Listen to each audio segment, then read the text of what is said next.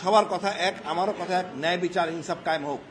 সেনাবাহিনী অপরাধী না, সেনাবাহিনীর গুটি কয়েক অসৎ সদস্য, বিপদগামী সদস্য শেখ হাসিনা প্ররোচনায় এই অপকর্মগুলি করছে। আমাদের পরিষ্কার হতে হবে, শুধুমাত্র আওয়ামী লীগ এবং শেখ হাসিনার জন্য আজকে সেনাবাহিনীর কিছু কতিপয় সদস্য বিপদগামী হয়েছে। আমরা ইনসাফ চাই। এই বিচার, এই আয়নাঘর আছে, এটা প্রকাশ করে 22 সালে। কেউ কোনো কথা বলেন নাই, কোনো জেনারেলও কথা বলেন নাই, উচিত ছিল। আজকে আমরা বিচার পাচ্ছি, আল্লাহ কাছে, মহান আল্লাহ কাছে শুক্রিয়া। জেনারেল ওয়াকারকে ধন্যবাদ, উনি কোঅপারেট করছেন, ওনারা ইনসাফ চাচ্ছেন, আমরাও ইনসাফ চাই। তবে একটু কথা আছে আমার, স্বরাষ্ট্র উপদেষ্টা সাবজেক্ট সৃষ্টি করছেন আমি এর বিপক্ষে। কোনো বৈষম্য চলবে না কারো সাথে। যে আইজিপি, মন্ত্রী, এমপি এবং অন্যান্য লোকেরা যদি কারাগারে থাকতে পারে, যে দেশের নিয়ম মতো কারাগারে থাকতে পারে, এনাদের একই জায়গায় থাকতে হবে। বৈষম্য করে বিচার হয় না, আমরা বৈষম্য চাই না। আমি তো মনে করি আয়নাঘরে রেখে এদের বিচার করা উচিত, তবে দেশের আইনের প্রতি শ্রদ্ধাশীল। এই স্বরাষ্ট্র উপদেষ্টা আমাদের মধ্যে বিভেদ সৃষ্টি করে দিচ্ছে। আমি প্রচণ্ড ঘৃণা করি। উনি মানে কোন কাতারের মধ্যে পড়ে আমি জানি না। ওনাকে ডিভিশন দেওয়া হবে, অফিসারদের ডিভিশন নিয়ে থাকবেন। ওখানে কি আইজিপি নাই? তিনি নাকি আইজিপির ঊর্ধ্বে।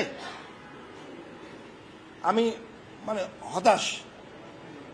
আমাদের তাজুল ভাই বা আইসিটি চরম ভালো কাজ করছেন, এটা প্রকাশ করা যাবে না, মানে এটা ভাষা প্রকাশ করা যাবে না। যেই সাহসিকতা, যে ভূমিকা, যে একটা সংশয় ছিল, এটা এন্ড হয়েছে। বাট আপনি কোনোভাবে ক্যান্টনমেন্টে রেখে কোনো তথ্য পাবেন না। অনেকে বলতেছেন, আমি শুনছি এটা সররা বলতেছেন অনেকে নিরপরাধ, কারণ এরা কোনো কথা বলে নাই তদন্তের সময়। এই অফিসারদেরকে জিজ্ঞেস করা হয়েছে, এরা কথা বলে নাই। এখন যদি ক্যান্টনমেন্টে থাকে একই কাজই করবে। আমি এর ঘোর বিরোধী। দরকার হলে পূর্ণ তদন্ত হবে, বাট কারাগারে রেখে, ওই ক্যান্টনমেন্টের ভিতরে এসি রুমে রেখে কাটা চামিচ প্লেটে এটা রাখা কোনোভাবে সম্ভব না। বৈষম্য হলে আমরা ন্যায় বিচার পাবো না। দেশের যারাই সাথে জড়িত ন্যায় বিচার করতে হবে। আমি চাই না ওই সৈনিক, এই ধরনের লোকদের হামিলদার সার্জেন্ট হোক, অফিসার যারা মনে প্রাণে কাজটা করতে, তাদের বিচার হওয়া উচিত এবং দেশের প্রচলিত আইনে বিচার হবে। আমাকে 16 মাস গুম করে রাখা হয়। আমাকে যখন গুম করে রাখা হয় জয়েন্ট ইন্টারোগেশন সেল, যেটা আপনার কোড নেম হলো আয়নাগর, তার আগের নাম ছিল ব্ল্যাক হোল। আমি, আজমি, হাসিন, কর্নেল হাসিন, আমরা একসাথে একই সময় ছিলাম। ইকবাল সাহেব, আমরা এই 4 জন একই পিরিয়ডে ছিলাম। আপনাদের সবাই একই বিল্ডিং এ, জিআইসির 2-3টা ব্লক আছে, ওখানে ছিলাম। এবং আল্লাহর কাছে আমাদের হাজার শুকুর যে আপনাদের জন্য, আমাদের দেশের মানুষের জন্য দোয়ার জন্য আজকে আমরা বেঁচে আসছি। এটা আমাদের সেকেন্ড জীবন। আমাদের উপর যে কি অন্যায় করা হয়েছে তা আমাদের মুখে কেউ বলতে পারবে না। একদিন যদি কেউ এখানে রাখা হয় তাহলে বুঝবেন যে তার কি অবস্থা হয়। আপনাদের সবাইকে ধন্যবাদ। আমি আমার দীর্ঘায়িত করব না।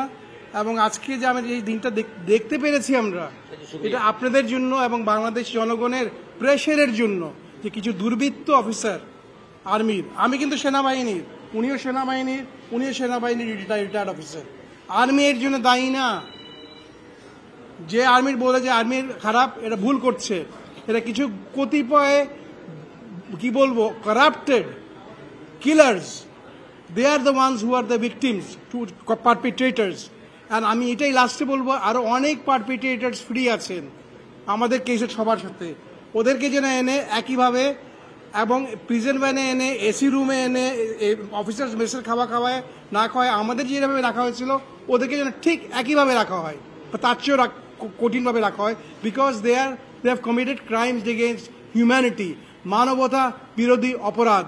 এইটা একটা UN grave crime against humanity একটা ক্লজই আছে। আমি একজন ভিকটিম হিসাবে যারা জুলুম করেছে তাদেরকে আজকে তাদের সবাইকে না হলো তাদের একাংশকে আদালতে হাজির হয়েছে এবং তাদেরকে কারাগারে প্রেরণ করা হয়েছে।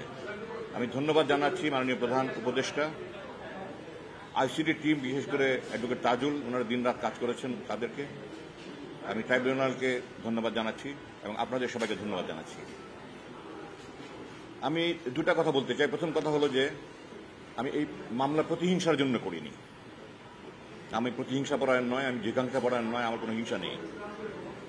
আমার এটা নিয়ে সেনা কর্তৃপক্ষের ঊর্ধ্বতন কর্তৃপক্ষের একাধিকবার অনেক মিটিং হয়েছে এটা নিয়ে। আমি মামলা করব কি করব না, আমি ডিসেম্বরে করেছি, আপনারা হয়তো জানেন না। জানুয়ারিতে কিন্তু এই 5 জন ডিজির বিরুদ্ধে ওয়ারেন্ট বের হয়েছিল এবং তাদেরকে তখন গ্রেফতারের চেষ্টা করা হয়েছে, তারা তখন থেকে পলাতক। এই ওয়ারেন্ট কিন্তু প্রথম ওয়ারেন্ট নয়, এটা তাদের বিরুদ্ধে দ্বিতীয় ওয়ারেন্ট। আমি মামলা করেছি শেষ পর্যন্ত এই কথা চিন্তা করে যে আমি দেশবাসীকে একটা মেসেজ দিতে চাই, যারা ভবিষ্যতে রাষ্ট্রপ্রধান, সরকার প্রধান হবে এবং বিভিন্ন বাহিনীর প্রধান হবে, তাদের কাছে আমি মেসেজ দিতে চাই যে অন্যায় করে, জুলুম করে, মানুষের অধিকার লঙ্ঘন করে কেউ পার পেতে পারে না। সকল অপরাধীকে বিচার পেতে হবে। বাট আমি এই জিনিসটা দৃঢ়ভাবে বলতে চাই, তাদের উপর কোনো জুলুম হোক, অবিচার হোক, এটা আমি চাই না। আমি চাই তারা সুবিচার পাক, তারা যা বক্তব্য বলার সেটা বলার সুযোগ পাক এবং মাননীয় আদালত তাদের সমস্ত বক্তব্য শুনে যেন তাদের সুবিচার করেন, সেটাই আমি চাইব। আমি চাই না তাদের অবিচার হোক। যে যতটুকু করেছে তার যতটুকু পাওনা সে যেন পেয়ে যায়, বাকি আখিরাতের কথা পরে থাকবে। আমার দ্বিতীয় মেসেজ হলো, যেটা আমার আগে বলে গেছেন, আমি আজকে সকালে স্ট্যাটাস দিয়েছি, এই জন্য আমি হাজার হাজার মানুষের কাছে গালি খাচ্ছি ফেসবুকে। আমি সেনাবাহিনীকে কেন ডিফেন্ড করতে চাই। এই যে 25 জন অপরাধীর বিরুদ্ধে ওয়ারেন্ট ইস্যু হয়েছে, এরা একজনও কিন্তু সেনাবাহিনীর অভ্যন্তরে থেকে কোনো অপরাধ করার কারণে ওয়ারেন্ট বের হয়নি। তারা সেনাবাহিনীর বাইরে এসে, সেনাপ্রধানের নিয়ন্ত্রণের বাইরে এসে তারা এগুলি করেছে। এবং এই সংখ্যাটা কিন্তু সেনাবাহিনীর 1000 ভাগের 1 ভাগও নয়। একটা প্রতিষ্ঠানের 999 জন ভালো আর একজন খারাপ, তার জন্য পুরো বাহিনীকে বদনাম রটানো, কুচ্ছা রটানো কিন্তু কোনো দেশপ্রেমিকের কাজ নয়। আপনাদের মনে রাখতে হবে যে, আপনাদের মাধ্যমে দেশবাসীকে জানাতে চাই, এই সেনাবাহিনী জাতির সাথে সবসময় ছিল, জাতির পাশে ছিল। 5ই আগস্ট বিপ্লব কতটা কি হতো যদি সেনাবাহিনীর পাশে না থাকতো, ভয়াবহ চিন্তা করা যায় না। সেনাবাহিনী যে দেশের স্বাধীনতা, সার্বভৌমত্ব, অখণ্ডতা, সংহতি, ঐক্যের প্রতীক, এটাকে বিতর্কিত করা মানে আমরা আমাদের নিজেকে ক্ষতি করছি। ভারতের এজেন্ডা তারা আমাদের সেনাবাহিনীর জনগণ মুখোমুখি করতে চায়। আমরা যদি নিজেরা এই দেশের জনগণ যদি সেনাবাহিনীর মুখোমুখি হয়, এই অসাধু, এই দুর্নীতিপরায়ণ কিছু অফিসারের জন্য দেশের ক্ষতি হবে, আমার আপনার ক্ষতি হবে। আপনারা দয়া করে সেনাবাহিনীকে গালি দিবেন না, সমস্ত অপরাধীকে গালি দেন। আমি দিচ্ছি, আমি মামলা করেছি। আমি সেনা কর্তৃপক্ষকে ধন্যবাদ জানাতে চাই যে তারা এই আইনি প্রক্রিয়ার জন্য সহজভাবে, সুন্দরভাবে চলতে পারে, এই জন্য সহায়তা করছে। এবং জেনারেল বাকা সহ সেনা কর্তৃপক্ষ যারা সংশ্লিষ্ট আছে সবাইকে ধন্যবাদ জানাতে। যারা এখনো ধৃত হয়নি, ধরা যায়নি, তাদের আনার ব্যাপারে পূর্বে বলা হয়েছে। আমি আবার বলছি, সবাইকে আইনের মুখোমুখি করা উচিত। যারা পলাতক আছে তাদের বিরুদ্ধে ইন্টারপোলের মাধ্যমে তাদেরকে এনে বিচারের মুখোমুখি করা হোক। আমি চাই দেশবাসী যেন ভবিষ্যতে আর কোনো স্বৈরাচার না দেখে, দেশবাসী যেন আর ভবিষ্যতে কোনো খুনি জেনারেল জিয়া, খুনি জেনারেল মুজিব না দেখে। আমরা যেন সবাই এক স্বাধীনতা, সার্বভৌমত্ব, অখণ্ডতা রক্ষার জন্য একসাথে থাকতে পারি এবং সুখী, শান্তিপূর্ণ, সমৃদ্ধ বাংলাদেশ গড়ে তুলতে পারি। আজকে সেনা সদস্যদেরকে হাজির করা হলো এবং আনুষ্ঠানিকভাবে তারা আইনি প্রক্রিয়ায় সম্পৃক্ত হলেন। একজন ভিকটিম হিসেবে আমার আশাবাদ, আর কোনোদিন দেশপ্রেমিক সেনা সদস্যদেরকে দিয়ে ভাড়াটে খুনির কাজ যেন আর কারণ না হয়। জনগণের রক্ষক সেনাবাহিনীকে আর কোনোদিন যেন জনগণের মুখোমুখি তার কারণ না হয়। আমাদের সার্বভৌমত্বের রক্ষক সেনাবাহিনী যেন আর কোনোদিন কোন আধিপত্য শক্তির পুতুল না হয়ে যায়, সেই নিশ্চিত হবে বিচারের মাধ্যমে আমার বিশ্বাস। আবার দৃষ্টি আকর্ষণ করছি সবার কাছে, যেই শীর্ষ সামরিক কর্মকর্তারা দেশ ত্যাগ করেছেন, তারা সেই অবস্থা দেশ ত্যাগ করেছেন যখন তাদের পাসপোর্ট বাতিল ছিল, তাদের নামে ওয়ারেন্ট ছিল। ওয়ারেন্ট থাকা অবস্থায়, পাসপোর্ট বাতিল অবস্থায় ক্যান্টনমেন্টের ভিতর থেকে কেমন করে তারা দেশ ত্যাগ করলো, এই ব্যাপারে একটি উচ্চপদস্থ কমিশন গঠন করার আহ্বান জানাচ্ছি। এবং যারা সে সময় কর্মরত ছিল, তাদের হাতে কি আমাদের সার্বভৌমত্ব এবং নিরাপত্তা দিয়ে আমরা নিশ্চিত থাকতে পারি কিনা একজন ভিকটিম হিসেবে, এই বিষয়ে আমি অন্তর্বর্তী সরকারের কাছে আহ্বান জানাচ্ছি যে যারা দায়িত্বরত ছিল, যাদের ওয়াচে, যাদের তত্ত্বাবধানে থাকা অবস্থায় তারা দেশ ত্যাগ করেছে, তাদেরকেও জবাবদিহির আয়ত্তে আনা উচিত, যাতে যাদের বিচার হচ্ছে এবং যারা দেশ ত্যাগ করেছে তারা যেন কোনোভাবে এই বিচারকে প্রভাবিত করতে না পারে। আরও আহ্বান জানাচ্ছি, ক্যান্টনমেন্টের ভিতরে যে অবস্থা সাব জেল, সেখানে জেল কোড ফলো হচ্ছে কিনা, যাদেরকে আটক রাখা হয়েছে তারা কি কোনোভাবে সেনা সদস্য, সার্ভিং সেনা সদস্যদের যোগাযোগ করছে কিনা, এটি নিশ্চিত করা খুবই জরুরি। যদি না হয় আমরা যারা ভিকটিম এবং সাক্ষী আছি আমরা আমাদের জীবনের হুমকি আশঙ্কা করছি। তারা যদি গ্রেফতার করা অবস্থায় ক্যান্টনমেন্ট ভিতরে অবস্থান করে কোনোভাবে বিচারকে প্রভাবিত করার চেষ্টা করেন, সেটা খুবই আতঙ্কজনক বিষয় হবে। জেল কোড পুঙ্খানুপুঙ্খ অনুসরণ হচ্ছে কিনা সেই নিশ্চিত করতে হবে এবং জনসম্মুখে সেটা প্রমাণ করতে হবে যে এখানে কোন রকম সম্পৃক্ততা নেই এবং তারা কোনোভাবে ক্যান্টনমেন্টের ভিতরে অবস্থান করে এই বিচারকে প্রভাবিত করতে পারবেন না। আমরা সবাই কিন্তু এখানে গুমের শিকার, গুমভুক্ত, মানে গুমের পরিবার আমরা। আমার পিছনে আছেন সাবেক অ্যাম্বাসেডর মারুফুজ্জামান, আমার বাম পাশে আছেন ব্রিগেডিয়ার জেনারেল আব্দুল্লাহ আমান আদবি, উনি সচিব পররাষ্ট্র মন্ত্রণালয় এবং অ্যাম্বাসেডর। আমার ওদিকে আছেন লেফটেন্যান্ট কর্নেল হাসিনুর, সবাই চিনি, সবাই আমরা গুম পরিবারের মানুষ। তো আমাদেরকে তো গুমে যেটা হচ্ছে ওতে বললাম নাই, ঘটনা সব আপনারা জানেন।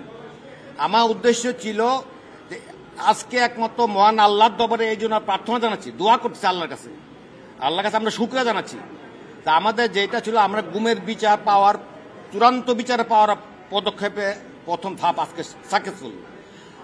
যেসব আসামি রাষ্ট্রীয় ড্রেস পরে রাষ্ট্রীয় প্রতিষ্ঠানের থেকে যারা ফ্যাসিস্টদের পক্ষ হয়ে এভাবে গুম খুনে জড়িত ছিল তাদেরকে যাতে এখানে আনতে পারছি, সেজন্য thanks to the government, thanks to the court, thanks to the ICT, thanks to the chief prosecutors all. আর আমরা যেটা বিচার চাচ্ছি, আশা করি বিচার পাবো। আর বিচারের প্রথম পদক্ষেপে যেহেতু আর সংশয় ছিল যে আজকে তাদের এইসব কি বলে আসামিদেরকে আনবে কিনা, যা হোক শেষ পর্যন্ত আনছে, বাধ্য হচ্ছে আসছে ওনারা, ওনাদেরকে অলরেডি কারাগারে প্রেরণ করা হয়েছে। বাকি যারা বিদেশ আছে তাদেরকে, আমাদের দাবি তাদেরকে জন্য ইন্টারপোলের মাধ্যমে যে হোক পত্রপত্রিকা বিজ্ঞাপন দিয়ে ইন্টারপোলের মাধ্যমে তাদের বিদেশ ধরে আবার কোর্টে হাজির করে। বিশ্বের নানা প্রান্তে গুম অর্থাৎ জোরপূর্বক গায়েব করে দেওয়ার বিভীষিকা আমরা প্রত্যক্ষ করেছি। ল্যাটিন আমেরিকান দেশগুলো আর্জেন্টিনা, চিলি, পেরুতে গুমের পেছনে মূল কারণ হিসেবে আমরা দেখতে পাই দীর্ঘমেয়াদী সামরিক শাসনের নির্মমতা। আবার যদি আফ্রিকান দেশগুলো কিংবা মধ্যপ্রাচ্যে যুদ্ধ বিধ্বস্ত দেশগুলো, সেখানে যদি গুমের পেছনে মূল কারণ হিসেবে আমরা দেখতে পাই গৃহযুদ্ধ, সশস্ত্র সংঘাত, সরকারি ও বিদ্রোহী বাহিনীর মধ্যে অস্পষ্ট সীমারেখা, সেখানে কারা গায়েব করছে তা বোঝা যায় না, শাসক না সন্ত্রাসী সীমারেখা ঝাপসা হয়ে যায়। কিন্তু বাংলাদেশে শেখ হাসিনা শাসন আমলে গুমের ঘটনাগুলো, সংগঠিত গুমের ঘটনাগুলো একেবারে ভিন্ন প্রকৃতির। এখানে কাউকে গুম করা হয় নাই সামরিক অভ্যুত্থানের অজুহাতে, এখানে কাউকে গুম করা হয় নাই গৃহযুদ্ধের আবহে, এখানে গুম করা হয়েছে সম্পূর্ণ রাজনৈতিক উদ্দেশ্য হাসিলের জন্য। দমন পীড়নের ভয়ানক স্টিম রোলার চালিয়েছিল ফ্যাসিস্ট হাসিনা। হিউম্যান রাইটস ওয়াচের দক্ষিণ এশিয়ার ডিরেক্টর মীনাক্ষী গাঙ্গুলি এক প্রতিবেদনে বলেন, এশিয়ার অন্য 4টি রাষ্ট্র থেকে বাংলাদেশে গুমের ঘটনাগুলো অধিক নির্মম ও নজিরবিহীন। ফ্যাসিস্ট হাসিনার নির্দেশে সরাসরি গুমের সাথে জড়িত ছিল সরকারের বিভিন্ন বাহিনী। হাসিনার আমলে গুম করার প্রধান অপরাধ ছিল ভিন্ন রাজনৈতিক মতাদর্শ ধারণ করা। এখানে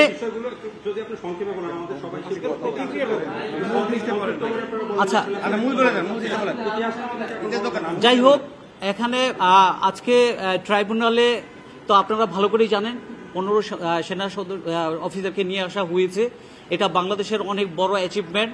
আমি চিফ প্রসিকিউটর মহোদয়কে আমার হৃদয়ের অন্তঃস্থল থেকে আমরা সবাই ধন্যবাদ জানাই যে আমরা যে গুম হয়েছিলাম, আমাদের যে নির্মম নির্যাতন আমাদের উপর দিয়ে চলে গিয়েছে, আজকে আমরা কিছুটা হলো তার তৃপ্তি, আমরা আমাদের উপর যে ঝড়টা গিয়েছে এর কিছুটা সান্ত্বনা আমরা দিতে পারছি যে এই সুপ্রিমেসি, যার সুপ্রিম পাওয়ার ছিল যাদের, তাদেরকেও আমরা আজকে আদালতের সম্মুখীন আনতে পেরেছি। এটা আমাদের জন্য একটা বিরাট অ্যাচিভমেন্ট। এবং যারা গুম থেকে ফিরে আসেনি তাদের নিখোঁজ, তাদের কণ্ঠ হয়ে আজকে আমরা কণ্ঠ হয়ে বলছি এবং তাদের নিখোঁজ চোখের ভাষাকে আমরা বিশ্ব দরবারে তুলে ধরে বলতে চাই যে তাদের বিচার একদিন হবেই হবে এবং ন্যায় বিচার যেন হয়।